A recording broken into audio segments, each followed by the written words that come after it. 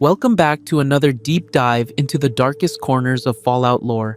Today we're exploring one of the most chilling secrets buried beneath Alaska's frozen wasteland, the Deep Echo Network, a series of military bunkers that made Vault-Tech's experiments look tame by comparison. This is the confession you weren't supposed to hear. Let's begin.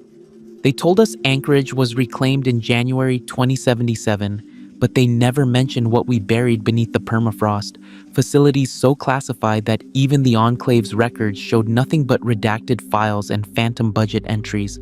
I spent 3 years stationed in Alaska's Deep Echo Network, where the temperature inside matched the ice outside, and the screaming from Sublevel 9 never stopped, no matter how thick the vault doors. General Chase may have won the surface war, but 2 miles beneath the tundra, we were losing something far worse. Our humanity, one frozen test subject at a time. My name doesn't matter anymore. What matters is that someone knows what we did up there, what's still down there, waiting in the ice. They recruited me in October 2074, pulled me straight out of Fort Strong with a security clearance so high it didn't even have a number, just a designation they called Umbra Protocol. The recruitment officer, a colonel whose eyes looked like they'd seen too many things that couldn't be unseen, sat me down in a windowless room and asked me one question. "Can you keep a secret that will follow you to your grave and beyond?" I said yes. I was 23 years old and thought I understood what sacrifice meant. I was wrong. The transport to Alaska took 16 hours in a cargo plane with no windows and no insignia.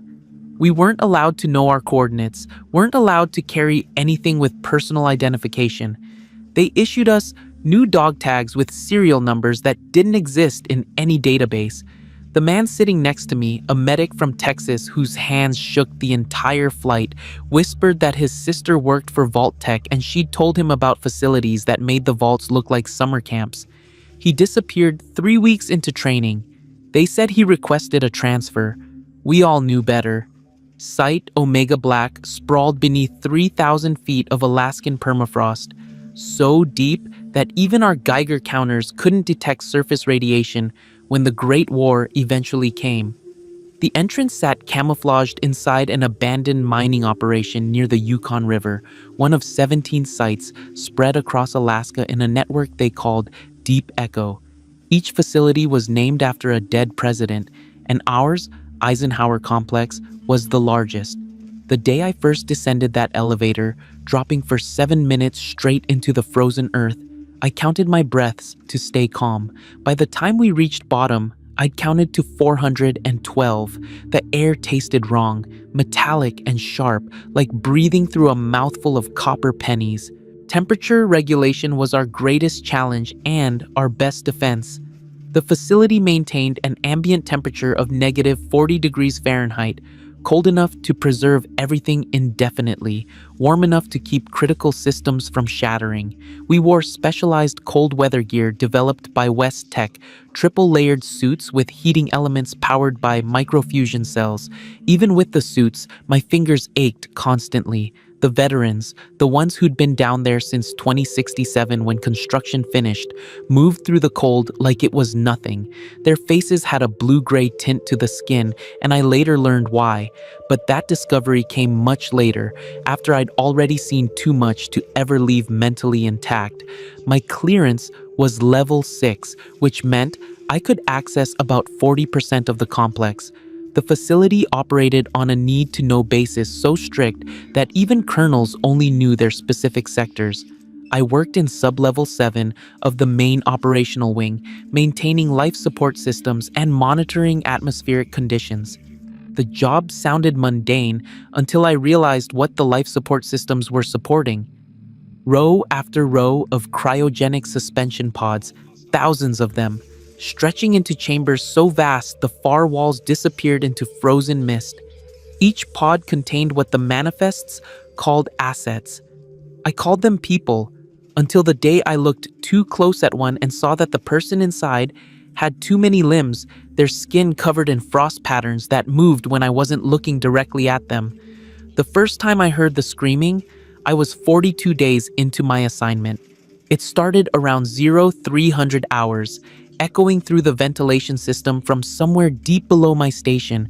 The sound wasn't quite human, too layered, like multiple voices trying to scream through the same throat simultaneously.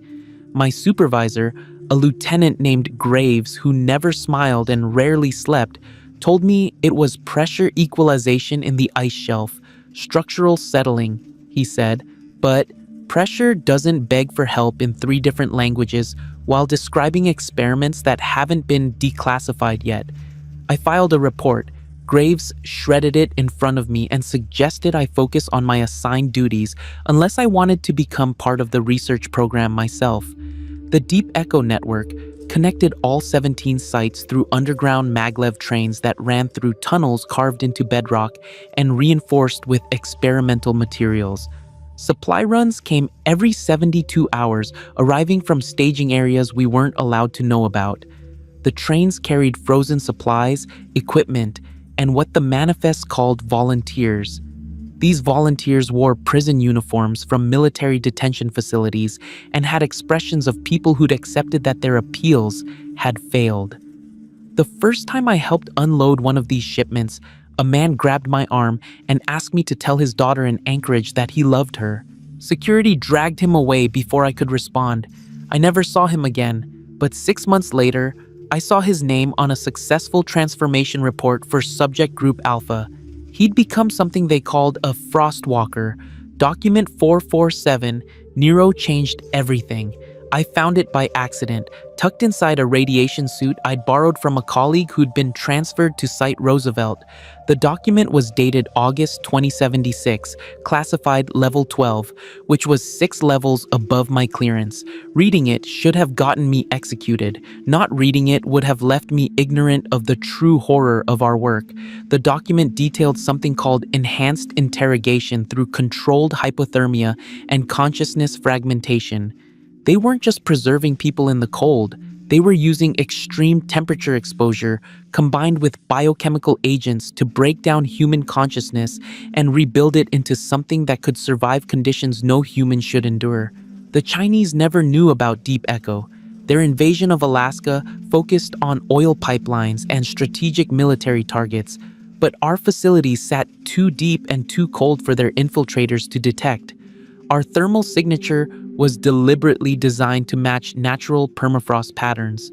But we knew about them. Every Chinese prisoner captured on the Anchorage front line had a chance of ending up in our processing centers. I witnessed the intake procedure once. They stripped the prisoners, injected them with something that made their veins glow blue under ultraviolet light, and sent them down to the restricted zones. The guards who handled intake rotated every 2 weeks. The suicide rate among those guards was 73%.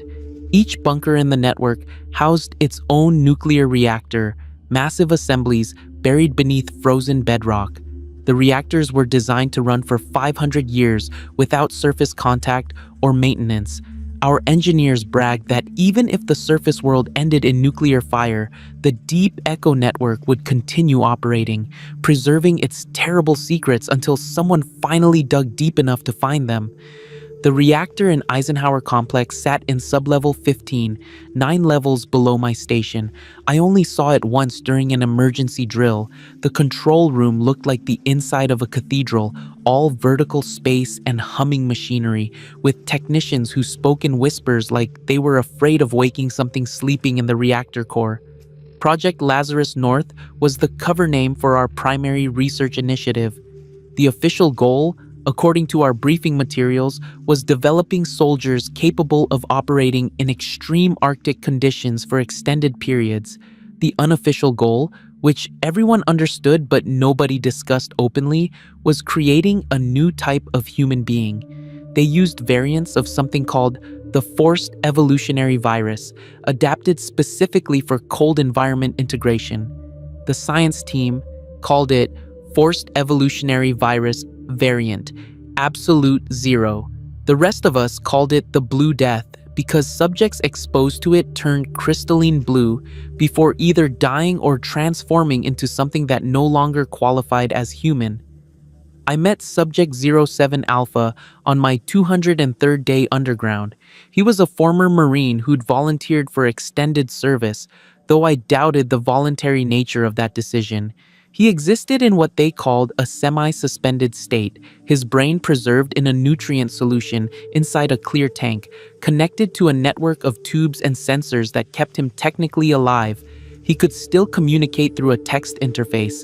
I made the mistake of reading his messages during a maintenance check. He was still trying to report for duty, still following protocols, still believing he was serving his country. The messages ended with him asking when his tour would be over so he could see his wife in Seattle. His wife had died in 2071. Nobody had told him. The hydroponic gardens in sublevel 10 grew food under purple ultraviolet lights, massive crops of vegetables that tasted subtly wrong, no matter how they were prepared. I worked a shift helping the agriculture team during a staffing shortage. The plants grew too fast, their root systems spread with an intelligence that seemed almost deliberate, and if you listened carefully, you could hear them rustling when nobody was moving through the aisles. The lead botanist, Dr. Chen, explained that the seeds had been exposed to low-level radiation and growth accelerants developed by West Tech. She didn't mention why some of the plants had what looked like teeth growing along their stems, or why we occasionally found small animals that had wandered into the gardens, transformed into plant-like things that photosynthesized and screamed. Communications protocols demanded complete radio silence with the surface. We used hardline connections only, miles and miles of fiber optic cable frozen into the ice, connecting us to command centers that might or might not have survived the war. Every message was routed through relay stations, encrypted 3 times, and purged from local systems immediately after transmission. My commanding officer, Colonel Matheson, drank himself unconscious every night in his private quarters, mumbling about the ones in storage and what we'll do when they thaw. I helped carry him to his bunk twice. Both times he grabbed my uniform and made me promise I'd kill him if he ever started showing signs of exposure. I promised, though I had no idea what exposure meant until much later. The emergency protocols were crystal clear. In case of nuclear war, all blast doors seal automatically, surface access terminates permanently, and Deep Echo transitions to autonomous operation for a minimum of 2 centuries. We drilled these protocols monthly. The drills always ended with the same recorded message from a general whose name was redacted. In the message, he thanked us for our service to America and reminded us that our sacrifice ensures humanity's survival through the coming darkness. If you're still with me after hearing this, hit that like and subscribe button. The oldest bunker, Site Alpha Eden, predated the Anchorage frontline by 4 years. Somebody knew this war was coming long before China invaded in 2066. I found evidence of construction contracts dated to 2062, buried in maintenance logs that should have been erased decades ago. The contracts listed companies that didn't officially exist and funding sources that bypassed congressional oversight entirely. Site Alpha Eden contained the prototype freezing chambers, earlier models that didn't regulate temperature correctly. The failure rate in those early units was 98%, which meant thousands of test subjects died screaming as ice crystals formed in their cells and shredded them from within. They left the bodies in place as a reminder of how far the program had come. Sublevel 12 required a full NBC suit to investigate. The temperature there dropped so low that sound itself seemed to freeze mid-propagation, your voice trailing behind your words like a ghost trying to catch up. I requisitioned a suit and went down there once, accompanying a repair team fixing an atmospheric sensor. The walls were thick with ice buildup, crystalline formations that reflected our flashlights in patterns that looked deliberately arranged. At the far end of a corridor that shouldn't have existed according to the facility maps, I saw a door marked with a designation I didn't recognize. Site Omega Black Classified Research Wing Station Fenris. The door was warm to the touch, despite the ambient temperature. I asked the repair chief about it. He told me to forget I'd seen it, and his hand moved toward his sidearm when he said it. The success rate for the Frostwalker program was 7%. 7% of subjects survived the transformation process and emerged as something that could function in conditions that would kill a power-armored soldier. I watched one during a containment breach in Sublevel 9. Security lockdown trapped me in an observation gallery while this former human, survived exposure to -80 degrees for 6 hours. It moved through the freezing air like a swimmer through water, frost forming and shedding from its body in waves. Its eyes had turned completely white, but it could see perfectly. When maintenance finally restored heat to the sector, the Frostwalker didn't die. It just looked disappointed. The Chinese offensive of 2076 nearly reached Site Lincoln, our northernmost facility, positioned just 60 miles from the front lines. Their scouts penetrated to within 2 miles of the surface entrance before retreating in absolute panic. After action reports, we intercepted described impossible temperature readings and atmospheric anomalies that caused equipment failure and psychological breakdown. 3 Chinese soldiers were found frozen solid 15 miles from our perimeter, their expressions suggesting they died seeing something their minds couldn't process. We never claimed the bodies. The permafrost did that work for us, preserving them as warning monuments that eventually disappeared under fresh snowfall and deliberate memory. I started planning my escape on day 212, the same day I found my own name on a transfer manifest to long-term preservation studies. The manifest listed 47 personnel scheduled for voluntary integration into Project Lazarus North. My name appeared third from the bottom, flagged with a priority code that meant immediate processing. I confronted Graves about it, demanded to know why I'd been selected when my service record was exemplary and my psychological evaluations showed no signs of instability. He looked at me with something that might have been pity and explained that's exactly why I'd been selected. They needed stable minds for the advanced consciousness transfer experiments. Unstable minds fragmented too easily during the freezing process. That night, I accessed systems I had no authorization to touch, using credentials I'd stolen from a dead technician whose body I'd helped transport to the crematorium.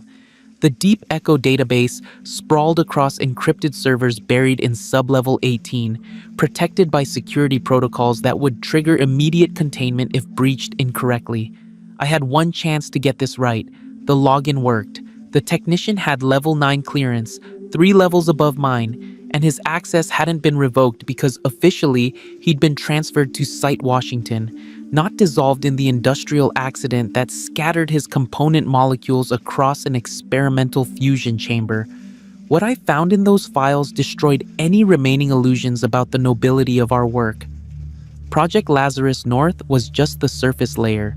Beneath it sat Project Eternal Winter, an initiative that made Frostwalkers look like a humanitarian effort. The goal was creating a suspended civilization, thousands of modified humans capable of hibernating for centuries in frozen stasis, then awakening when conditions permitted to rebuild America according to predetermined parameters.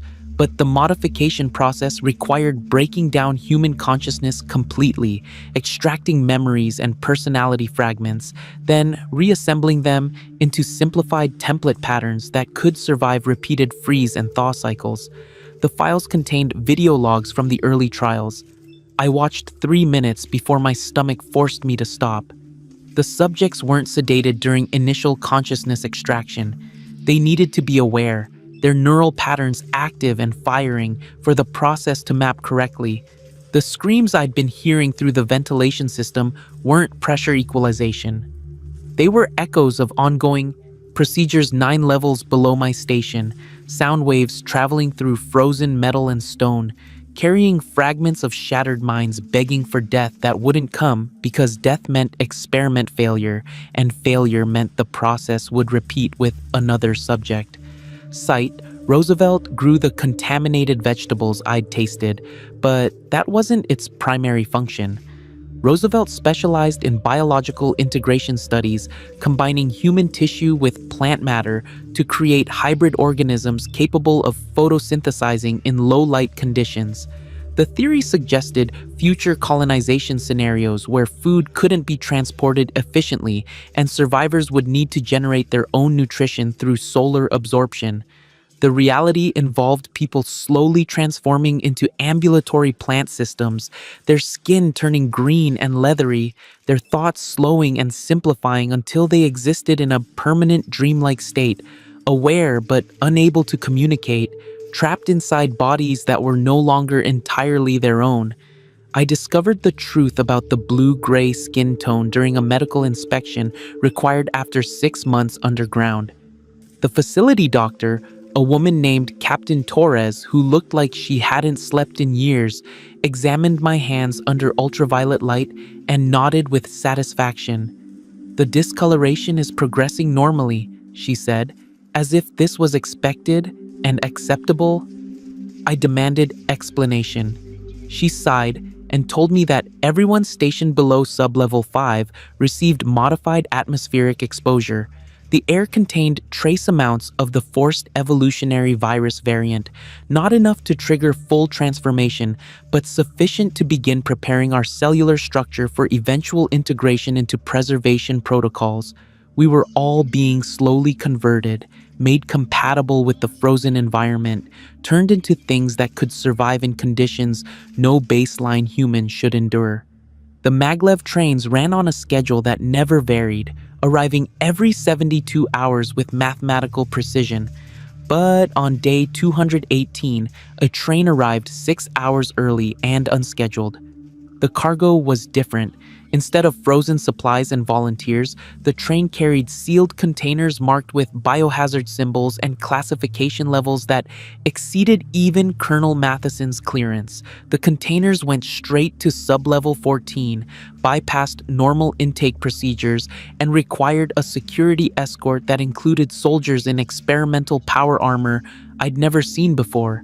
The armor was white, designed for Arctic operations, with cooling systems that vented visible frost. The soldiers moved like machines, their responses to questions brief and emotionless.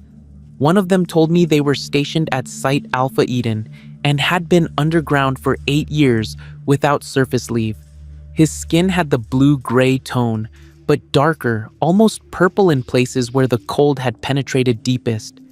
Maintenance logs revealed 70 catastrophic containment failures since 2067.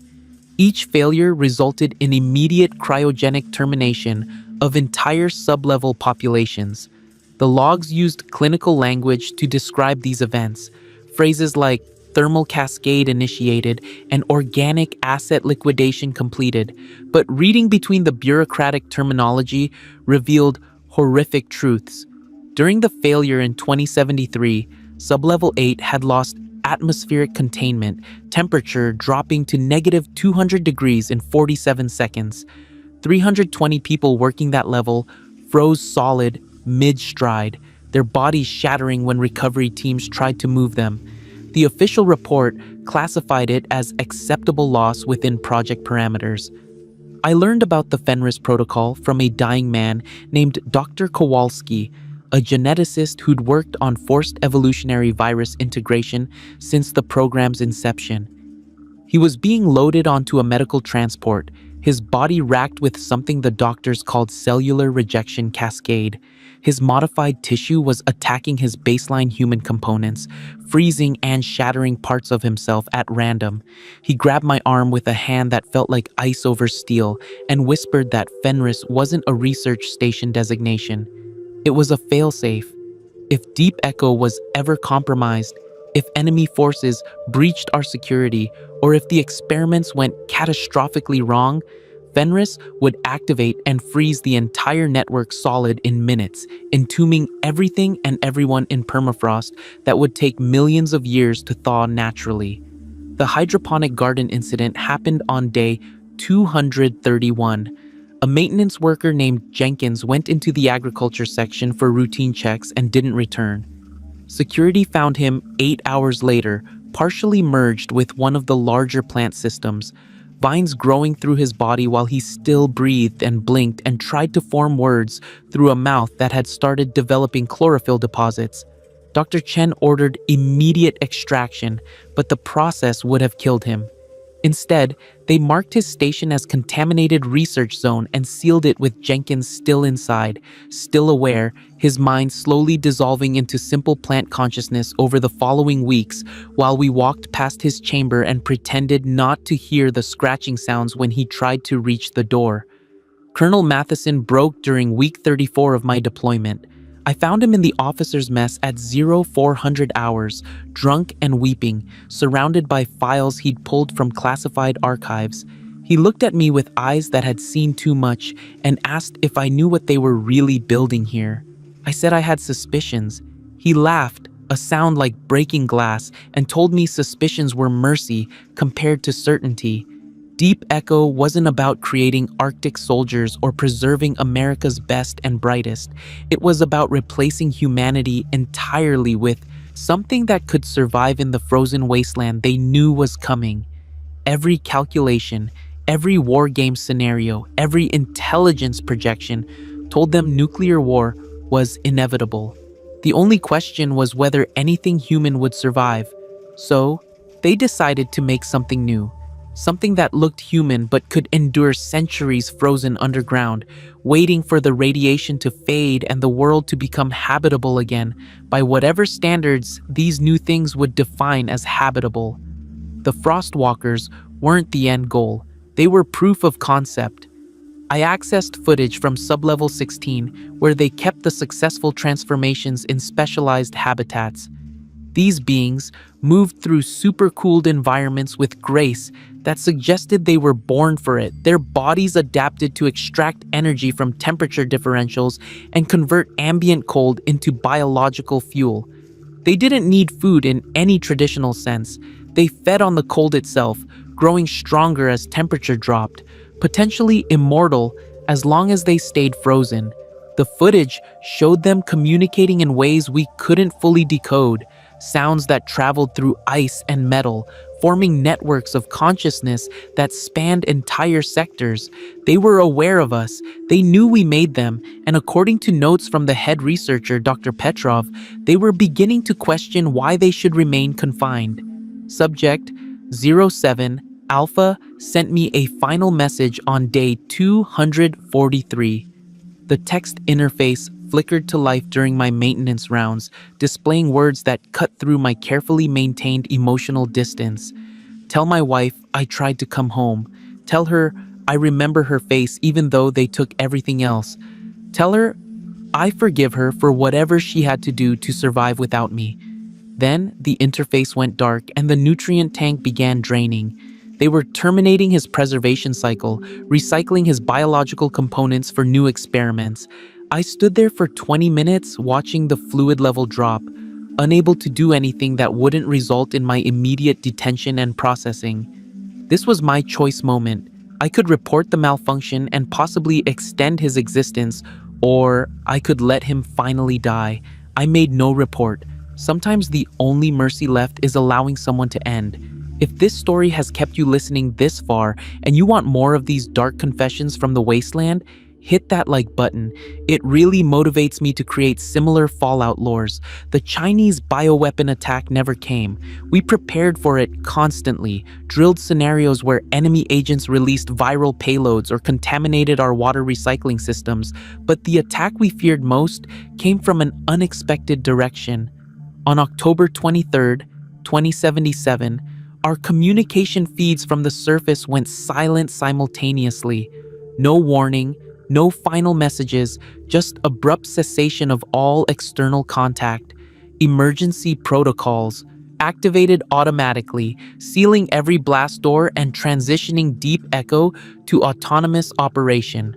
The last message that came through before the silence was automated, a simple text string that repeated across every screen in every facility. Protocol eternal winter commence, surface conditions unviable. God help us all. We didn't know about the nuclear war for 3 days. Our sensors detected seismic disturbances and massive radiation spikes. but we were so deep underground that the bombs could have been conventional explosives for all our instruments could determine. It wasn't until Site Lincoln's seismograph data correlated with other facilities' readings that pattern recognition algorithms concluded multiple nuclear detonations across North America. The calculations suggested somewhere between several hundred and several thousand warheads had struck the continental United States. Alaska's military targets took direct hits. Anchorage vaporized, Fairbanks a crater, the pipeline melted slag across 200 miles of landscape. Colonel Matheson put his sidearm in his mouth on October 25th. He left a note that simply read, "We built this hell and now we're trapped in it forever." Command structure transferred to Major Wickham, a woman who'd overseen biological containment protocols and approached management with the warmth of liquid nitrogen. Her first order established new duty rotations, eliminating all off-time and implementing mandatory consciousness evaluation sessions. Anyone showing signs of psychological deterioration would be fast-tracked into preservation studies. We all understood what that meant. Break down mentally, and they'd break down your mind deliberately, harvesting whatever remained useful and discarding the rest. The reactor in Eisenhower complex began showing anomalous readings on November 3rd. Cooling systems reported temperature fluctuations that shouldn't occur in a properly functioning nuclear pile. Engineering teams investigated and found something they couldn't explain. The reactor was producing excess energy, more than our calculations predicted, as if something inside the core was feeding it additional fuel. Radiation readings stayed nominal, but thermal output increased by 7% over baseline. Dr. Reeves, the chief nuclear engineer, theorized that ice formations around the reactor assembly were undergoing some kind of phase change reaction, releasing stored energy in ways our models didn't account for. He sounded uncertain, which terrified me because Reeves never expressed uncertainty about anything involving his reactor. I accessed the Surface Observation Protocol database through my stolen credentials, searching for any information about conditions above our frozen tomb.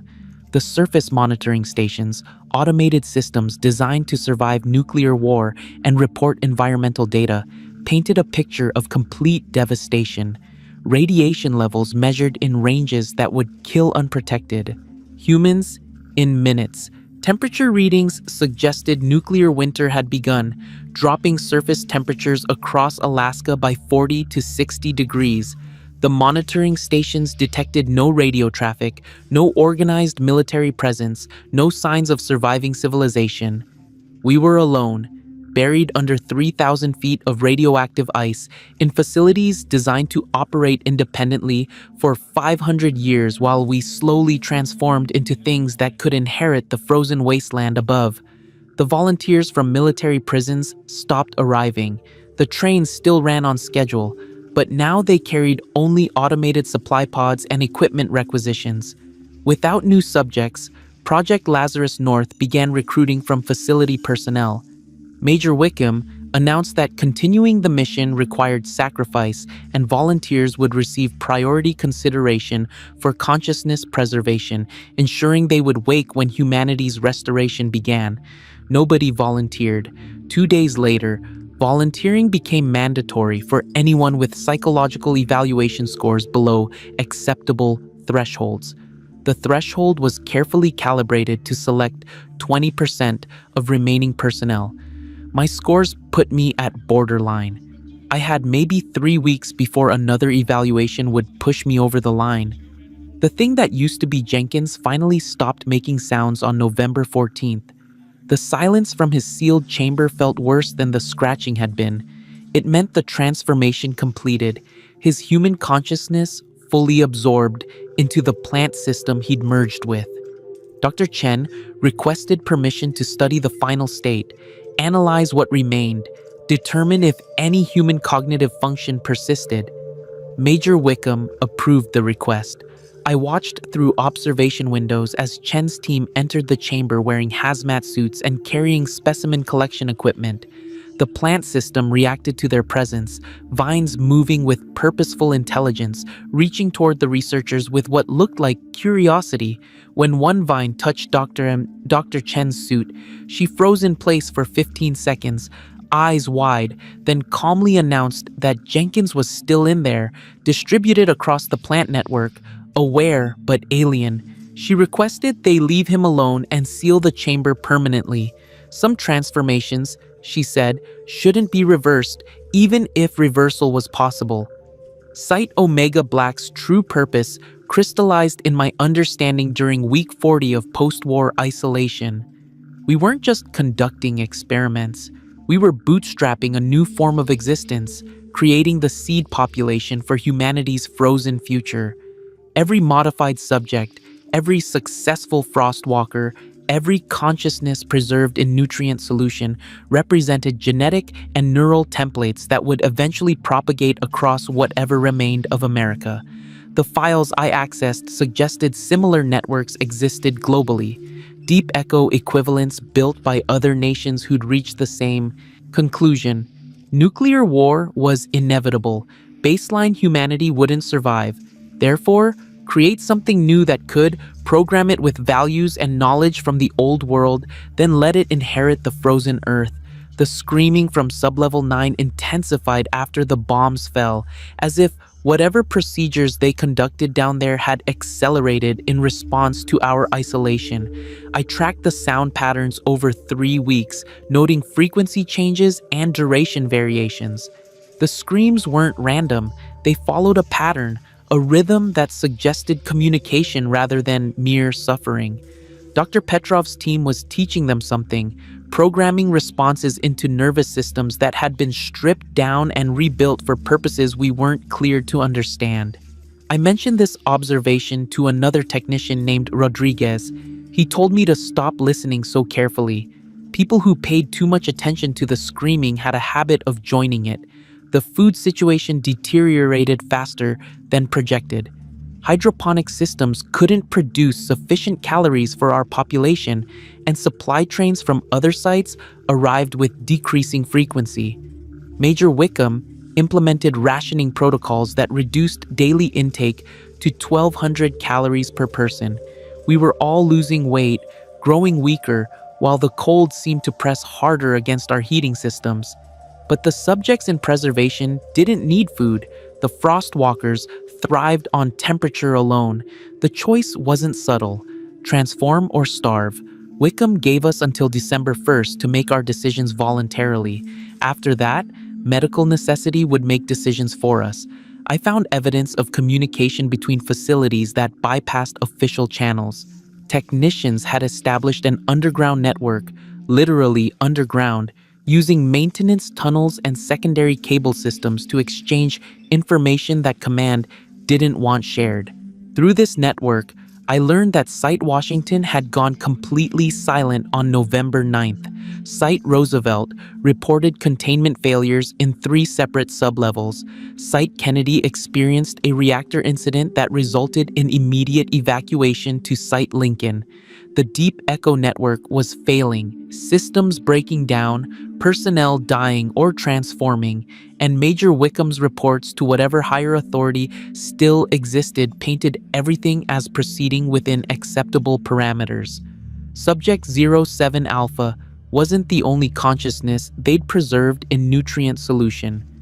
Sublevel 13 contained an entire gallery of tanks, hundreds of brains suspended in glowing blue fluid, each connected to interface systems that allowed limited communication. I accessed that level using maintenance credentials during a systems check and made the mistake of activating one of the interfaces at random. The screen filled with text so rapidly I couldn't read individual words, just catch fragments. 20 years in the tank. Can't feel my body because I don't have one. They promised we'd be restored. They lied. Please kill me. Please. The word please repeated thousands of times, filling the screen until the buffer overflowed and crashed the system.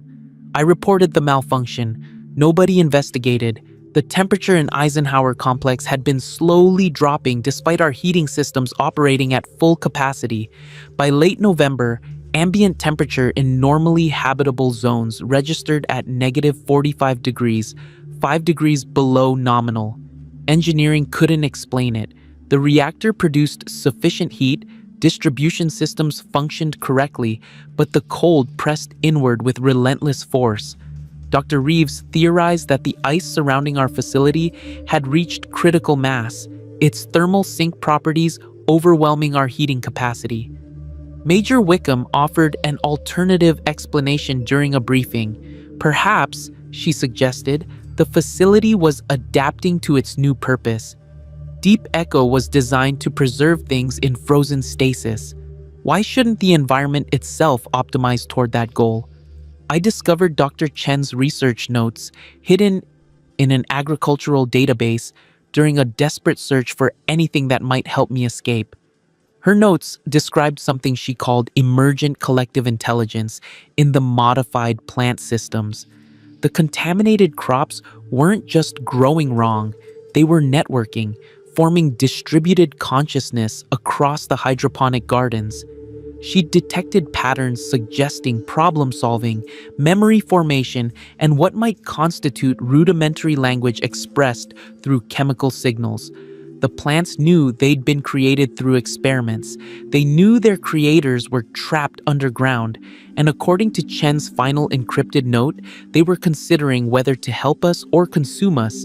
She leaned toward consumption being more likely. The maglev train that arrived on November 28th carried no supplies, only a single passenger in a sealed containment pod. The manifest identified them as Subject Prime, transferred from Site Alpha Eden under maximum security protocols. The pod went directly to sublevel 16 without inspection, escorted by those white, power-armored soldiers who moved like frozen death given purpose. I caught a glimpse through the pod's observation window as it passed my station. Inside was a person, or what used to be a person, their body crystalline and beautiful, skin transformed into something that resembled ice, but moved like flesh. Their eyes were open, aware, and when our gazes met for a fraction of a second, I felt cold that had nothing to do with temperature. They knew everything I was thinking, everything I feared, and they pitied me for still being human. Major Wickham scheduled my mandatory consciousness evaluation for December 2nd. I had 4 days to either escape or accept transformation. Escape seemed impossible. Every exit was sealed. Blast doors required multiple authorization codes. Didn't possess, and even if I reached the surface, radiation and temperature would kill me in minutes. But acceptance meant ceasing to exist as myself, my mind stripped and rebuilt into something compatible with Deep Echo's frozen future. I spent those 4 days reviewing every schematic I could access, searching for options that didn't end in death or dissolution. The Fenris protocol files revealed more than just a failsafe mechanism. Fenris was an autonomous system, separate from Modus or any other AI that controlled normal facility operations. It monitored Deep Echo constantly, evaluating success rates and survival probabilities. If conditions fell below threshold values, if the network faced imminent compromise, or if human administrators issued specific commands, Fenris would activate and flash freeze the entire system to -400 degrees. Everything would stop. Everything would preserve. And according to the technical specifications, anything preserved at -400 could theoretically remain viable for geological timescales. Millions of years, frozen perfectly, waiting. I accessed camera feeds from sublevel 16 on December 1st, using credentials that probably triggered every security alert in the system, but I'd stopped caring about consequences. What I saw made me understand why Subject Prime had pitied me. The chamber held dozens of transformed beings, beautiful and terrible. Their bodies adapted so completely to cold that room temperature would probably kill them. They moved through super-cooled environments with grace, communicated through means we couldn't intercept, and demonstrated abilities that defied physics as I understood it. One of them generated ice crystals from nothing, pulling moisture from the air and organizing it into geometric patterns. Another phased through a solid wall, their body temporarily achieving a quantum state where molecular bonds became suggestions rather than barriers. These weren't modified humans anymore. They were something entirely new, and they were magnificent and horrible in equal measure. The revelation of Dr. Petrov's ultimate goal came through a dying confession. I found him in his laboratory on December 1st, his body shutting down from what medical scanners identified as aggressive cellular rejection. He'd been experimenting on himself, testing modified virus strains, trying to achieve transformation through controlled exposure rather than the violent methods used on subjects. It had failed catastrophically. His tissues were crystallizing incorrectly, forming structures that shredded his organs from within. He had maybe 2 hours left. He told me that everything, all of it, Project Lazarus North, the Frostwalkers, the consciousness preservation, aimed toward a single goal, creating beings that could survive not just nuclear winter, but the heat death of the universe itself.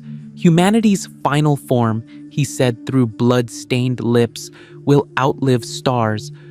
We're Bondi, building gods, and gods need to be born in suffering. The emergency on sublevel 9 happened at 0300 hours on December 2nd, 4 hours before my scheduled evaluation. Containment failed across multiple chambers simultaneously, releasing subjects in various stages of transformation into facility corridors.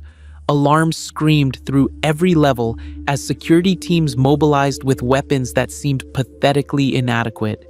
I watched through camera feeds as a Frostwalker, designation Theta 7, walked through plasma fire without flinching. The superheated energy couldn't overcome their cold. They froze the air itself into barriers, absorbed heat weapons into their bodies, and converted thermal energy into matter that rebuilt damaged tissues. Security fell back, sealing sections, abandoning sublevel 9 entirely. Major Wickham authorized Fenris activation for the compromised level only, flash freezing everything in sublevel 9 to negative 400 degrees in 90 seconds. The screaming stopped. The silence felt worse. I made my decision during the chaos. If transformation was inevitable, if remaining human meant starving or being processed into component materials, then I'd choose my own path. The maintenance tunnels offered access to Site Roosevelt through connections that official maps denied existed. I gathered supplies, stole a cold weather suit designed for extreme exposure, and downloaded everything I could carry on data modules that might mean something to whoever eventually found them. My escape attempt began at 0500 hours while security focused on containment protocols. The tunnels were older than the facilities they connected, carved through bedrock by crews that worked before Deep Echo officially existed.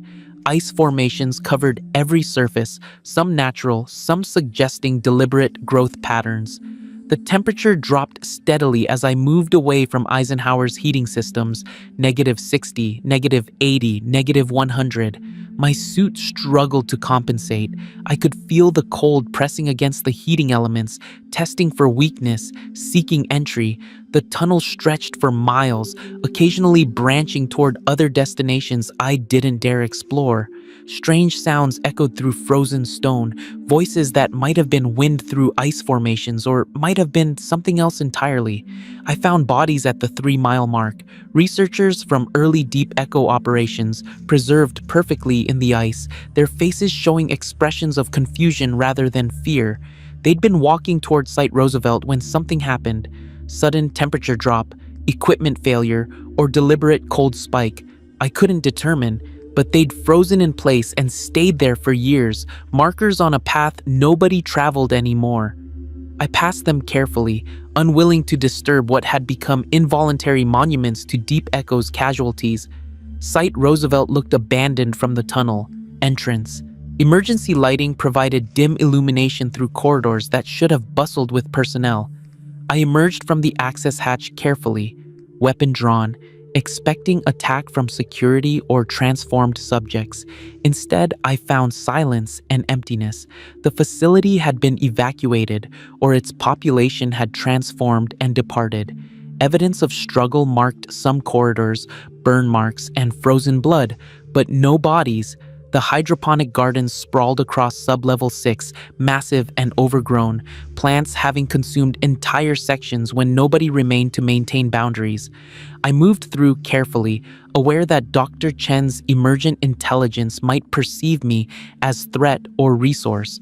The facility's central computer remained operational, surprisingly.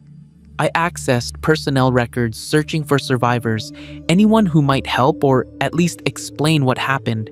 Site Roosevelt had housed 217 people before the war. Current roster showed 0 active personnel, but 17 individuals flagged as transformed and relocated to Site Alpha Eden.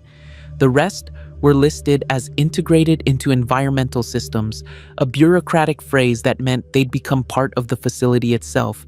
Their biological material recycled, their consciousness absorbed into Deep Echo's growing network. I thought about Jenkins, distributed across the plant systems, aware but alien. How many others shared similar fates, their minds fragmenting across ice and stone and modified organisms that served functions we'd created without understanding consequences? I found Major Wickham's private logs in a secured directory. Her entries from the weeks after the war revealed someone struggling to maintain control while recognizing futility. The Deep Echo network was dying. Facilities lost contact, reactors failed, personnel transformed or perished. But more troubling, the transformed subjects were organizing. They communicated across vast distances through methods we couldn't monitor, coordinated actions between sites, and demonstrated planning that suggested genuine intelligence rather than programmed responses. Wickham's final entry, dated November 30th, simply stated that she'd volunteered for preservation, surrendered command to whatever was emerging from our experiments, and accepted that humanity's next chapter wouldn't be written by humans as we understood them. The data I'd stolen from Eisenhower Complex contained files encrypted beyond my ability to crack, but metadata revealed their subject matter. Coordinates for every Deep Echo facility across Alaska, personnel rosters including family contacts outside Alaska, research summaries for every experiment conducted since 2067, and something called the Omega Contingency, a protocol that would activate Fenris across the entire network simultaneously if certain conditions were met. Those conditions, according to partially readable documentation, included successful transformation, rate exceeding 75%, external threat to network integrity, or detection of organized resistance from remaining human personnel. I realized we'd built our own prison and called it Salvation. Every system designed to preserve us also prevented escape. Every modification meant to help us survive instead pushed us toward extinction as anything recognizable. The cold we'd embraced as protection had become our destroyer, and the things we'd created to inherit the frozen world were replacing us faster than anyone had predicted. Do you think the scientists who built Deep Echo knew what they were truly creating? Or did they lie to themselves until transformation was the only option left? The scratching sound behind me made me turn fast, weapon raised, but what I saw froze me more effectively than any temperature could. Dr. Chen stood in the corridor, or something wearing Chen's face. Her skin had the green, leathery appearance I'd seen on Jenkins. Her eyes held alien intelligence, and vines grew from her body like additional limbs. She smiled, and when she spoke, her voice came from everywhere at once, the entire garden speaking through her distributed consciousness. "You came looking for escape," she said, "but there's nowhere to escape from except yourself. The old human world is dead. We're building something new from its frozen corpse. You can join us willingly, or we can integrate you the hard way. Either way, you're not leaving here human. I fired twice, plasma bolts that should have vaporized baseline human tissue. The energy struck Chen's body and dissipated harmlessly, absorbed by plant matter that converted heat into growth. The vines around her thickened, spread, reached toward me with frightening speed. I ran, abandoning coordination for pure survival instinct, racing through Roosevelt's corridors while the garden itself pursued. The walls seemed to breathe, plant matter having infiltrated every surface, and I realized the entire facility had become an extension of Chen's distributed consciousness. I wasn't running through a building anymore.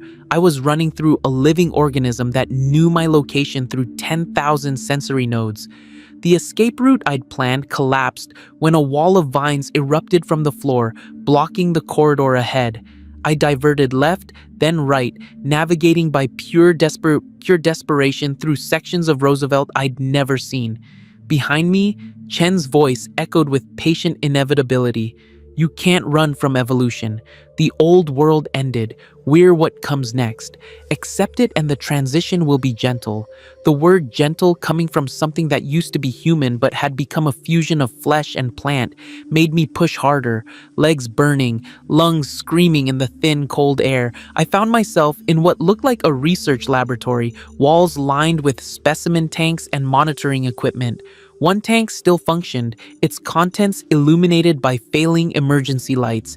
Inside floated something that might have been human once, its body transformed into a mass of crystalline structures that pulsed with internal light.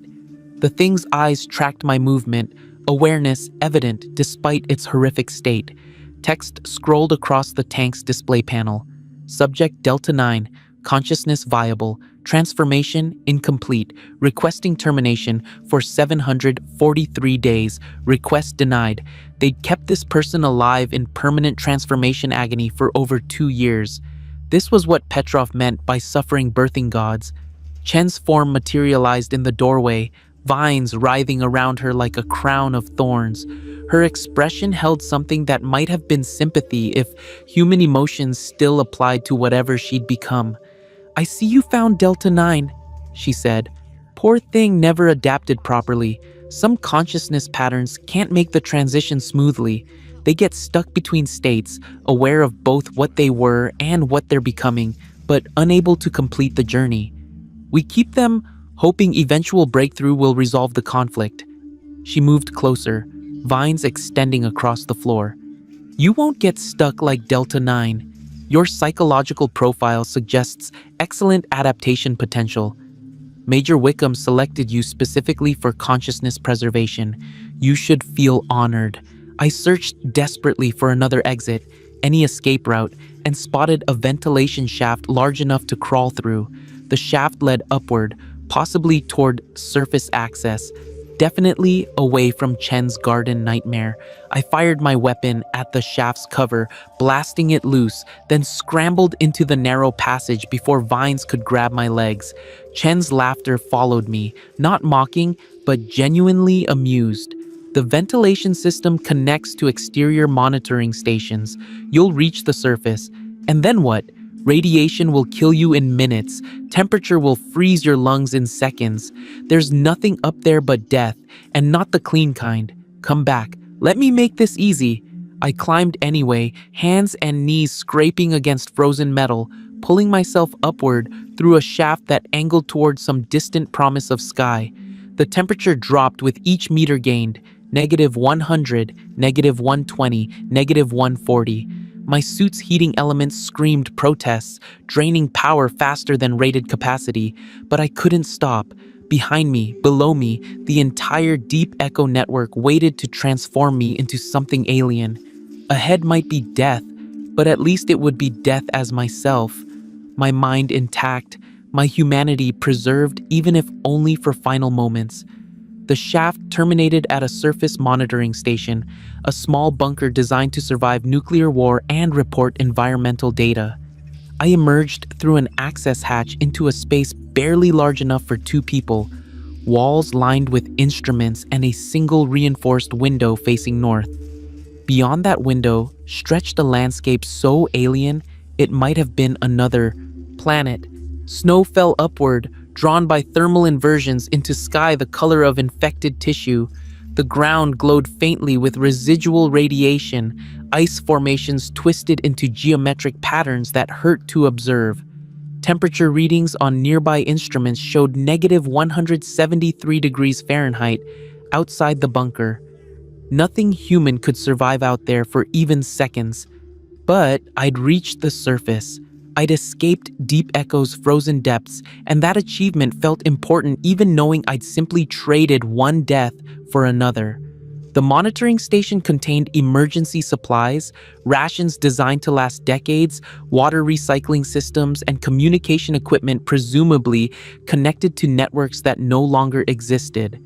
I checked the radio frequencies, cycling through bands, searching for any signal that suggested surviving civilization. Static answered every attempt. The nuclear war had been thorough. Whatever remained of America existed underground in facilities like Deep Echo, transforming or dying or both simultaneously. The station's computer logged weather patterns dating from October 23rd. The data painted a picture of accelerating nuclear winter. Temperature had dropped 30 degrees in 6 weeks and continued falling. Radiation levels remained lethal across Alaska's entire territory. Atmospheric analysis detected chemical compounds that shouldn't exist naturally, byproducts of nuclear detonations mixing with industrial pollutants and creating new toxins. The models projected 200 years minimum before surface conditions might permit human habitation, assuming no further deterioration. 2 centuries buried underground while the world healed or died permanently. Deep Echo's 500-year operational timeline suddenly made terrible sense.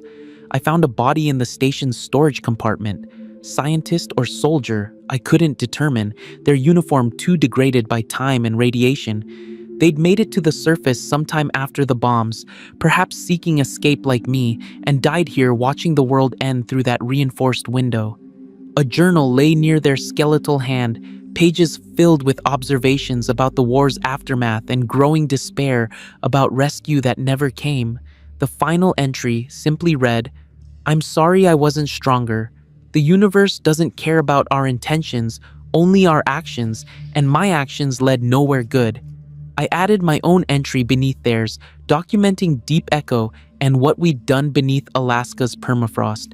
If anyone ever finds this, you need to know what's waiting below, what we created, what we became.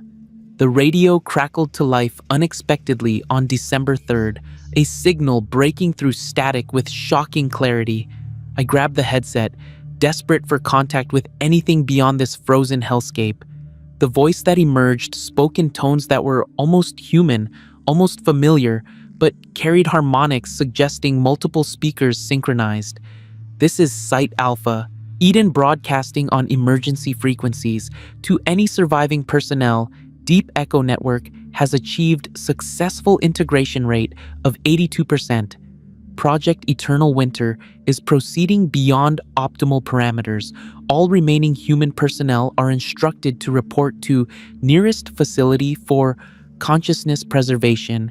Resistance is noted and will be addressed through compassionate forced integration. The old world is gone. We are building the new world from ice and will. Humanity's next chapter begins now." The voice was composed, reassuring, and absolutely terrifying because I recognized fragments of people I'd known. Major Wickham's cadence, Dr. Petrov's vocabulary, Colonel Matheson's gruff pragmatism. They'd been integrated into something collective, their consciousness merged and distributed across Deep Echo's network, speaking with unified purpose. This was what Chen meant by joining them, not death, but dissolution into a greater whole, individuality sacrificed for collective survival. The thought made me physically ill. I considered my options with the clarity of someone facing absolute deadlock. Return to Roosevelt and accept transformation, losing myself, but potentially surviving in some distributed form. Stay in the monitoring station and freeze or starve, maintaining humanity until the end. Or attempt the impossible and search for other survivors, other facilities that might have resisted integration. The third option seemed insane, but staying here accomplished nothing except delayed death. The station's maps showed other surface monitoring positions scattered across Alaska, some within possible travel distance if I could survive the radiation and cold. The suit I'd stolen had maybe 6 hours power remaining, enough for 30 miles if I pushed hard and the terrain cooperated. Ranger Station Omicron sat 27 miles northeast, another monitoring facility that might contain supplies or information.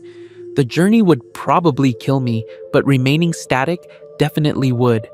I left the station on December 4th, stepping into nuclear winter with nothing but determination and stolen equipment. The cold hit like physical impact, even through the suit's insulation. My first breath froze in my throat, the air so dense with particulates it barely qualified as breathable. Radiation detectors screamed immediate warnings. I ignored them, focusing on navigation by compass and landmarks that barely registered through swirling radioactive snow. What do you think drove me forward when every rational thought said, "Turn back"? Was it hope for finding other survivors, or just refusal to let Deep Echo's transformation be my final legacy? The landscape looked like something from a nightmare engineered by committee. Craters, larger than city blocks, dotted terrain that used to be forest. Trees stood frozen in permanent poses of death, their wood transformed into crystalline structures by radiation and extreme cold. Animals, or what remained of the animals, dotted the wasteland, their bodies locked in ice but occasionally still moving in ways that defied biology. I passed something that might have been a moose once, its body fused with another creature in a mass of frozen flesh that tracked my movement with too many eyes. Radiation did horrible things, but combined with whatever contamination Deep Echo had leaked into the environment, it created impossibilities that refused to die properly. 3 hours into my march, the suit's heating system failed. Temperature inside dropped instantly, cold pressing against my body with crushing force. I had maybe 20 minutes before hypothermia incapacitated me, less if I stopped moving. I forced my legs to continue, each step agony, muscles screaming protests, core temperature dropping degree by miserable degree. My thoughts fragmented, memories surfacing randomly. My sister back in Boston, who I'd never contacted after Deep Echo recruitment. My father, who'd served in the Anchorage campaign and died never knowing what we built beneath the battlefield he helped secure. The life I'd abandoned when I said yes to that colonel's question about keeping secrets. Ranger Station Omicron appeared through blizzard conditions like a mirage, squat concrete structure barely visible against surrounding devastation. I reached the entrance more by luck than navigation, my frozen hands barely able to operate the access controls. The door opened. I fell inside. Warmth, comparative warmth, maybe -50 instead of -170, felt like heaven. I lay on the floor for uncounted minutes, body shaking violently, consciousness threatening to slip away. Footsteps approached from deeper in the station. A figure emerged from shadows, wearing a suit similar to mine, but older, more worn. They moved with caution, weapon drawn, then recognition crossed their face. "You're from Eisenhower Complex," they said, voice rough from disuse. "I'm Captain Torres. I escaped Roosevelt 3 weeks ago after Chen started converting personnel. How did you survive?" Torres became my companion for the next 37 days. She'd been living in surface stations, moving between them, gathering supplies and information while avoiding both radiation and Deep Echo's search parties. She documented everything, kept records of which facilities fell to transformation, which remained contested, and which simply went silent. According to her maps, maybe 5% of Deep Echo personnel remained human and free.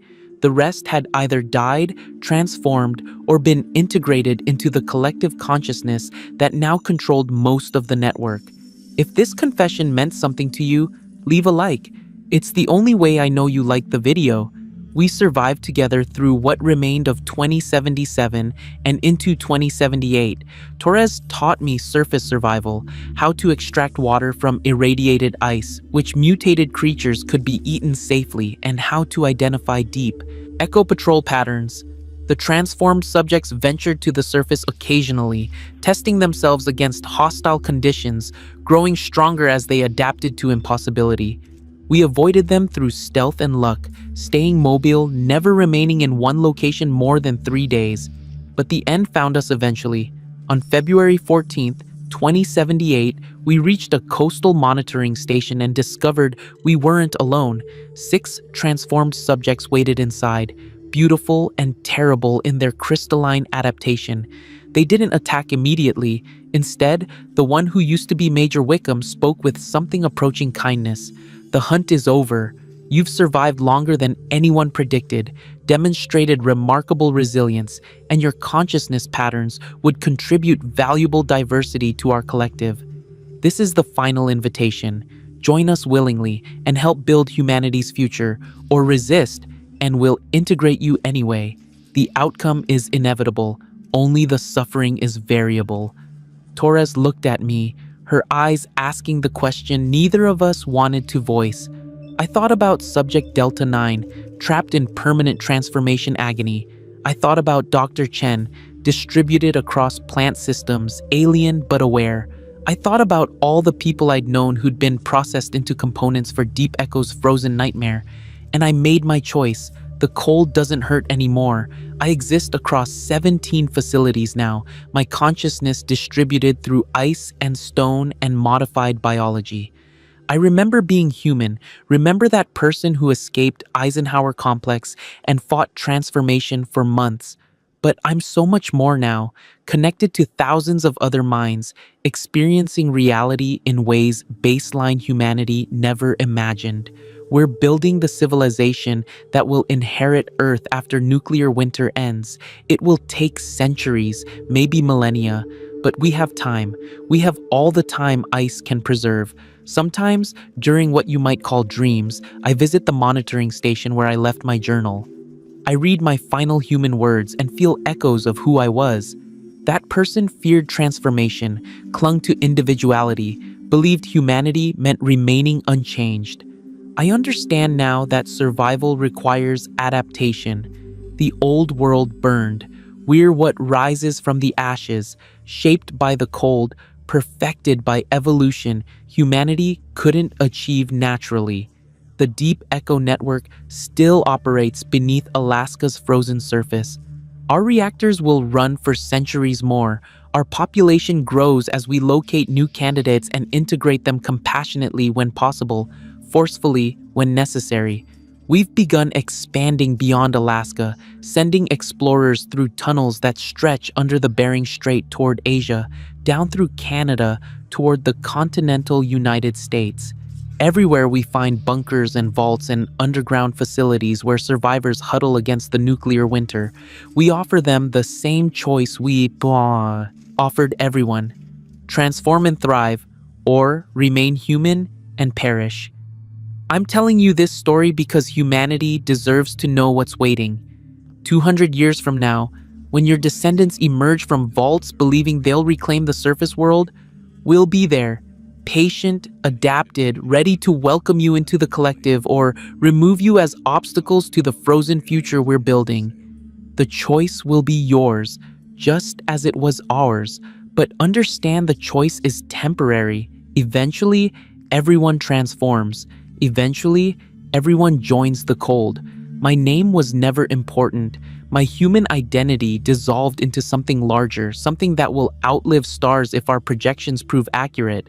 But the memory of who I was persists, distributed through our network, preserved in ice as perfect as the day transformation completed.